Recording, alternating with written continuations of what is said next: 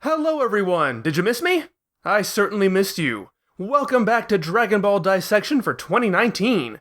It's great to be back, and I cannot wait any longer to continue through the Cell arc with all of you. Trunks fights Cell, and it doesn't really last very long at all. While Trunks has superior power to Cell, it turns out the bulkier muscles in his new form cause him to move too slowly to actually hit Cell. It's a mistake Goku also realizes during his training, causing him to conclude that the route Vegeta and Trunks went down was not the right path to pursue. Instead of going beyond Super Saiyan, he decides it's better to become comfortable with the Super Saiyan they already have. This is a wonderful narrative twist. It did always seem weird to me how both Goku and Vegeta are so obviously convinced that there is anything beyond Super Saiyan. So it only makes sense that finally they'd get it all wrong, and have to rethink how they were developing themselves. And Toriyama really outdid himself revealing that fact. This is how it goes.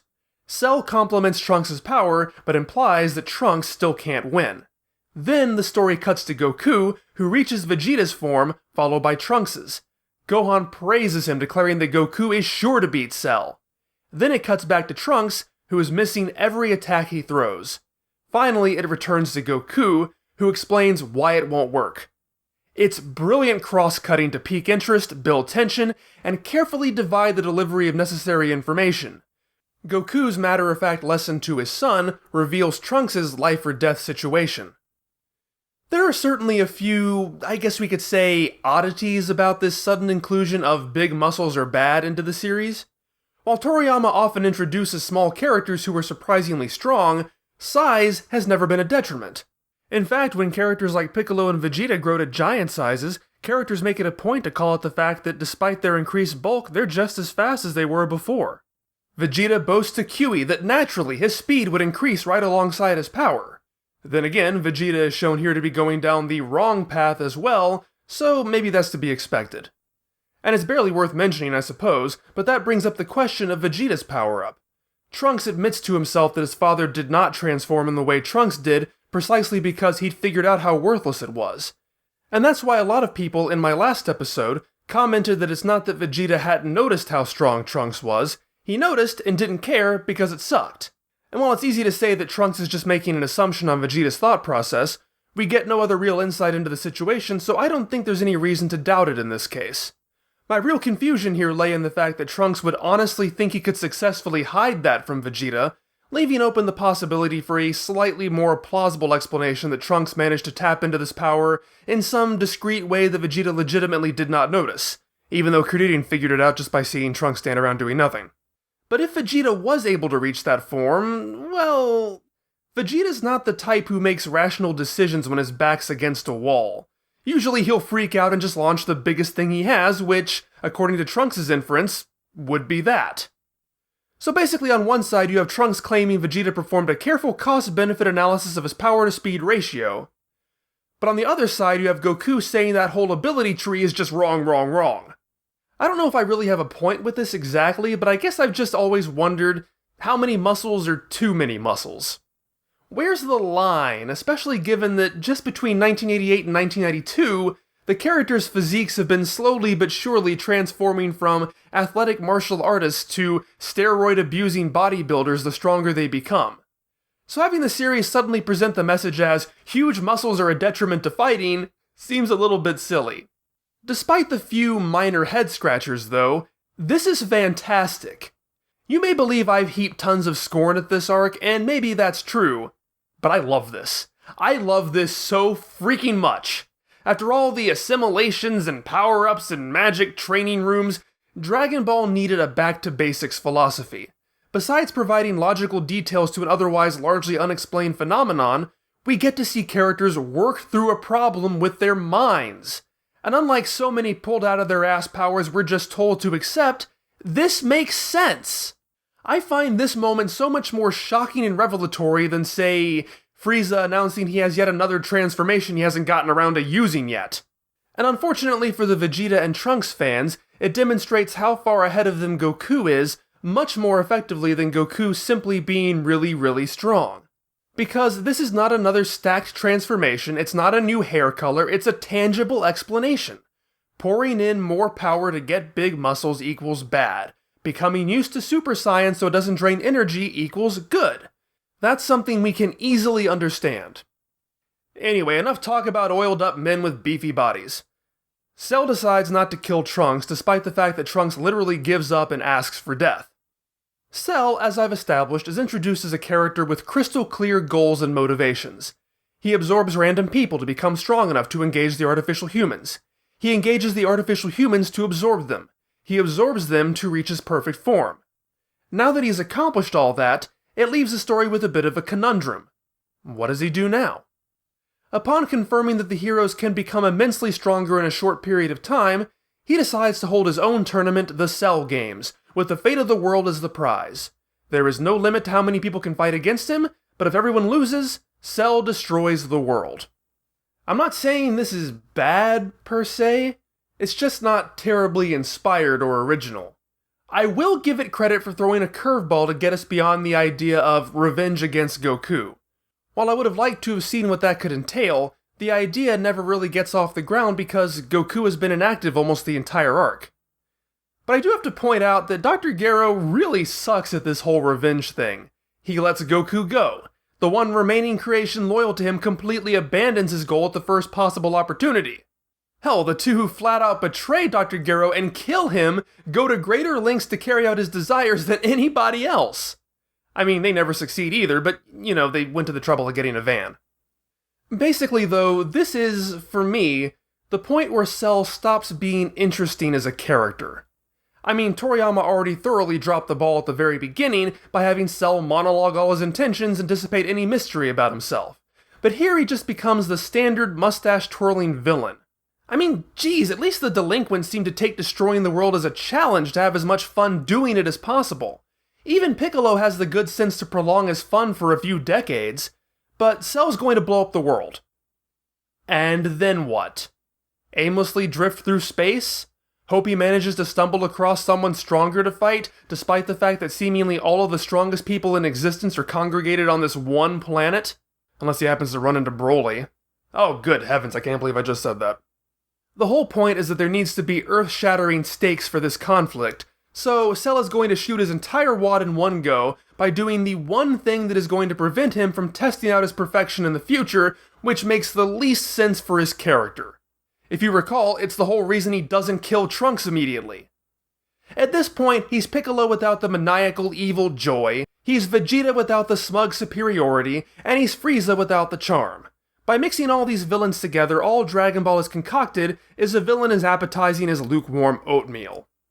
That's not to say he's all bad or literally lacking in any of those traits.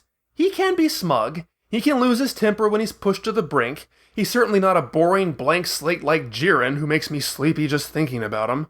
But he doesn't really stand out anymore. Maybe oatmeal is too far, he's more like a diet version amalgamation. I've seen a lot of people argue that he's a twisted Goku who loves to fight for its own sake and that's what makes it work. Well, perhaps I'll get into that more at the end when I talk about the arc overall, but while Cell does suddenly like a good challenge, even though he never did before, and created this tournament partly to test his abilities, he starts it primarily to lord over everyone how awesome he is and throws temper tantrums when someone proves him wrong. That seems much more like a Vegeta thing than a Goku thing. That doesn't mean he can't be fun, though. It is exciting looking forward to a tournament again, especially in a format we've never had before. It is cool seeing a villain hijack a television studio. It is interesting to force the heroes to keep up with calamities through the media, although it's funny and weird that there's a satellite TV at the temple. It is hilariously dark that the villain turns the conflict into a literal game. But there is a reason I compared Cell to the last several villains. We've had tournaments. We've had a tournament where the world hung in the balance. We've had a villain getting on television to strike terror into the populace over their impending doom. We've had villains who transform. So I think it invites the comparison. Clearly, it's a good thing that the story is using all of these different aspects from the various characters incorporated into Cell's genetic makeup, but what's more important than having those traits is whether or not the resultant concoction is interesting on its own. But it's hilarious. For a story arc that is ostensibly a follow-up to the Red Ribbon Army arc, I'm amazed how much it cribs material from almost every story arc but the Red Ribbon Army arc, the one arc from which it would be totally understandable to reuse ideas and characters. So, Cell goes to the TV studio to announce his tournament and rattle sabers a bit. He gives everyone 9 days to prepare, stating that his tournament will take place on 17th. That's weird. I get the impression the whole thing is Toriyama not wanting to necessarily commit to real-world calendar schemes. I guess he forgot that this arc opens with Trunks telling Goku that the artificial humans will attack on May 12th. And that's another thing. Even the day doesn't jibe with what came before, as even if no days had passed since the initial attack, which they have, there's still not room for 9 days between 12 and 17. Oh, that wacky Toriyama. So yeah, over the course of the next 15 years or so, the Daizenshuu and various printings and reprintings of the manga eventually change all instances of 17 to May 26th. Cell's announcement is followed by one of my favorite sets of long narration. Narration doesn't even happen all that much in the Dragon Ball manga by this point, especially not almost 2 full pages worth. But as the panels slowly zoom into the Room of Spirit and Time, it builds Goku up to mythic proportions, reminding us of the boy who faced Piccolo, the man who fought the Saiyans and Frieza, and informing us that the world, which has lost all hope, has forgotten all of those things, forgotten Son Goku. It's so good, so good. While Goku has had jack all to do this arc, it serves as a wonderful reintroduction to him. Number 16 volunteers to fight in the Cell games as well. Trunks, having lived in a world torn asunder by killer artificial humans, wants nothing to do with him. However, Kuririn trusts him and takes him back to Capsule Corporation to be repaired. And I'd say that goes a long way to demonstrating his compassion for these machines is not limited to blonde bombshells. Piccolo portentously announces that he must take his turn in the Room of Spirit and Time. This amounts to absolutely nothing. But they all have to wait until Goku and Gohan emerge, which allows us to finally see what Goku's new and improved Super Saiyan looks like. And it's a difference that is both shocking and subtle. Goku and Gohan are clearly Super Saiyan, but they're drawn differently. They look weird. Super Saiyan is typically drawn with intensity. It has auras, it has angry eyes. Seeing Goku and Gohan with closed outline but happy, rounded eyes takes quite a bit of getting used to. Watching a form that had previously been used for battle mode, engaged in casual conversation, picnicking, driving, well, is almost as jarring as the transformation itself initially was. Goku and Gohan have truly mastered Super Saiyan, and they can simply live in it at all times. Even a detail you probably never thought of has been subtly altered. This is something you'll only notice by reading the manga, but Goku and Gohan no longer have angular speech bubbles, which has always been a Super Saiyan trait to denote its maliciousness and danger. See, I told you that was important! Piccolo and Vegeta both have them in this scene, but Goku and Gohan have round speech bubbles again. I love that Toriyama took account of such a subtle change in detail. Then I noticed they both have rounded speech bubbles when they're training earlier, as does Trunks when he fights Cell, and he's supposed to be as far away from this as possible. So much for contrast. Damn it, Dragon Ball! I try to compliment something. It's always been so good at giving Super Saiyan speech consistently sharp angles! But pretty much from this point on, the manga just inexplicably drops that as a Super Saiyan trait. And just a few chapters too soon for me to be able to give it credit for being a conscious decision instead of just Toriyama forgetting things or changing his mind on a whim. Upon exiting the Room of Spirit and Time, though, Goku appears surprisingly nonchalant, even after being told by Carding that he probably isn't as strong as Cell. Incidentally, while Gohan acts like he's never met Carding before, he has. Continuity, what's that? Goku even refuses to go back in the room, stating that after a while, it doesn't help to torture yourself anymore. And that's another good point, which after 6-month-long roads and impossibly heavy gravity, is refreshing to see again. It goes all the way back to the Turtle Sage's training as well as just common sense. It's okay and helpful to take breaks once in a while. Goku's sense of ease may be tied into some other factor we aren't told yet, but the idea is sound. For once, Goku isn't fighting against a ticking clock, which in itself is a very nice change of pace. So yeah, why not enjoy the remaining days? Besides, pacing. After so much time fighting on these islands, the story is due for a transitional section like this. Next time, we'll see how the characters spend their downtime. A little bit of Netflix and chill, huh, Yamcha and crude eating? Thanks for watching. If you like this video, please do me the standard YouTube favor and like it, comment on it, and subscribe to me if you aren't already. The more engagement I have, the more YouTube promotes me. The more they promote me, the more people watch me. The more people watch me, the greater the chance I have of one day doing this full time. And if that happens, well, you'll get more videos more often. And since most of you tell me that's what you want, doing me a favor means doing yourself a favor. So you're welcome.